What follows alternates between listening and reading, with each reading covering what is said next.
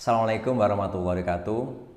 Jumpa lagi dengan channel Dr. Edwin Cono dalam acara Bincang Sehat, yang mana pada kesempatan ini kita akan membahas perbedaan antara pusing dan sakit kepala.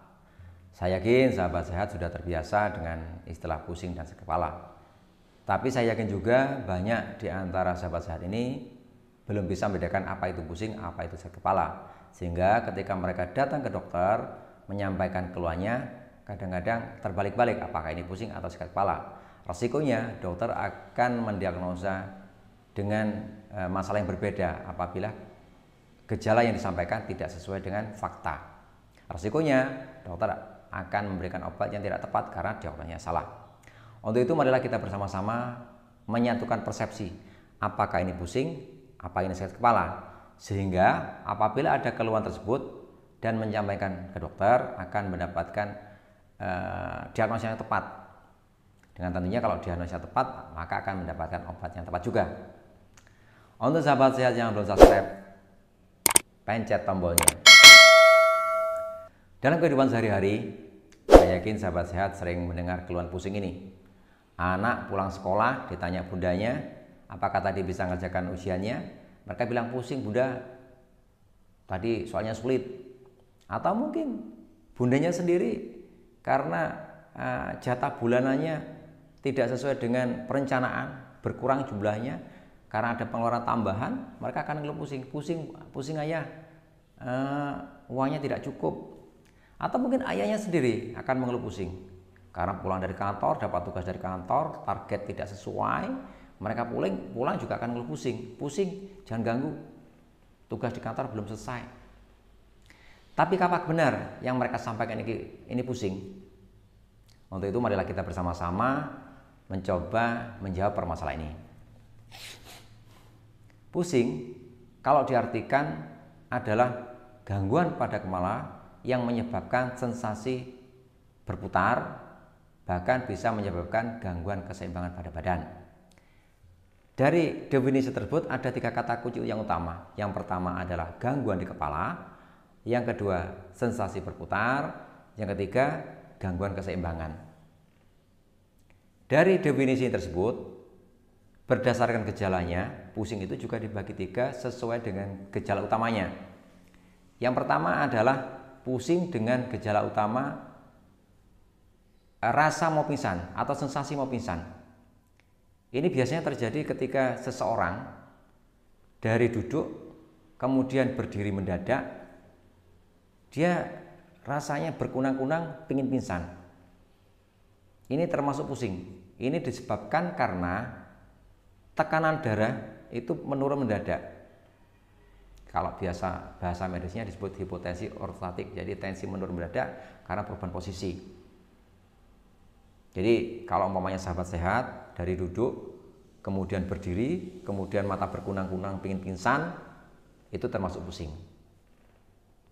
Kemudian yang kedua, pusing dengan gejala utamanya gangguan keseimbangan, gliyeng, melayang, atau istilahnya tidak seimbang.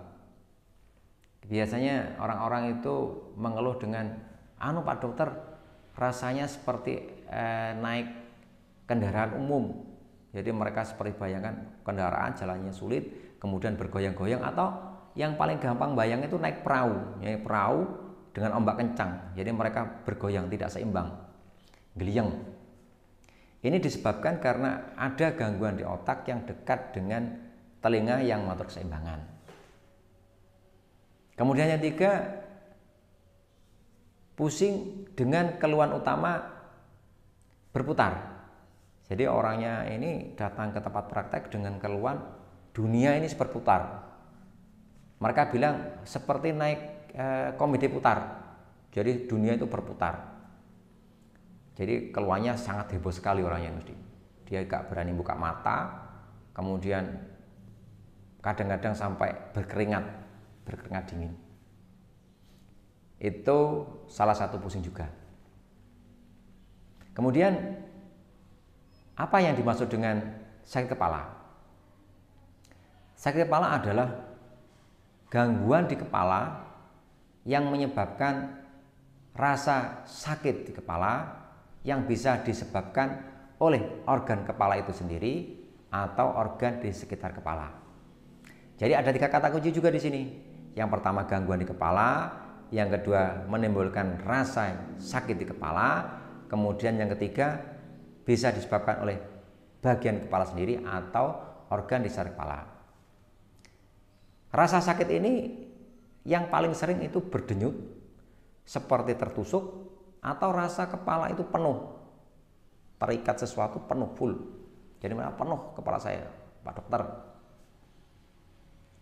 Nah, dari definisi ini maka sakit kepala itu juga dibagi menjadi 2. Yang pertama adalah sakit kepala primer, yang kedua sakit kepala sekunder. Yang dimaksud sakit kepala primer ini apabila gangguannya itu berasal dari kepala itu sendiri.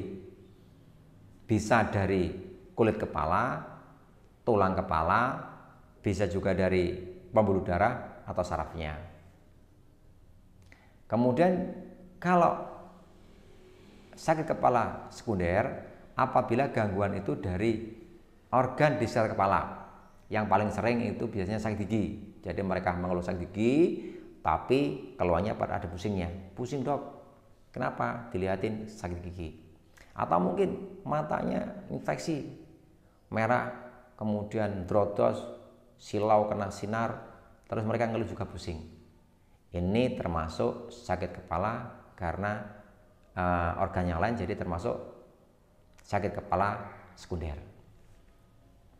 Dari penjelasan saya tadi, maka kita bisa ngeliatin anak yang pulang sekolah dengan ngeluh sakit kepala ini apakah termasuk pusing atau sakit kepala?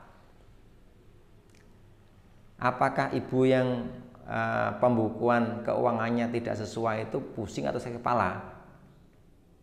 Bapak yang mendapat tugas tidak menyelesaikan targetnya itu pusing atau sakit kepala? Dari penjelasan saya maka kemungkinan besar mereka itu sakit kepala. Jadi dari penjelasan saya bisa disimpulkan secara sederhana kalau yang namanya pusing itu gejalanya berputar.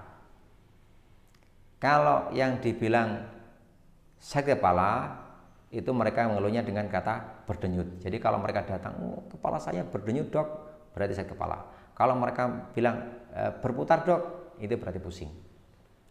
Cukup sekian informasi kami, semoga bermanfaat. Assalamualaikum warahmatullahi wabarakatuh.